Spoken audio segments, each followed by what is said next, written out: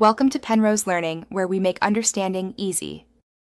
You start by reducing choice and creating focus. Pick one primary outfit and a backup so you don't waste time deciding. Once done, aim for golden hour, 30 to 60 minutes after sunrise or before sunset, to get flattering skin tones and soft shadows.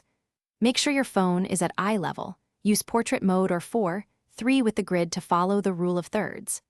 Move close enough to fill the frame with your head and shoulders, and take 10 quick shots to loosen up. Next, you refine poses and control light. Try 3 angles: straight on, a 15-degree turn, and a 45-degree turn, because small pivots change jawline and energy. Once you have angles, arrange light. A key light in front with a soft fill from the side avoids flatness and harsh shadows. Avoid overhead lights that create unflattering hollows. If possible, mount your phone on a tripod or enlist a friend. Use half to 2-second bursts to catch natural expression. Finish by choosing and polishing.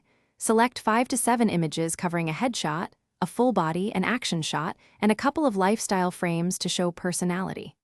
Once selected, edit lightly, crop for composition, raise exposure about 10 to 15%, pull down highlights, and add a touch more warmth so skin looks healthy.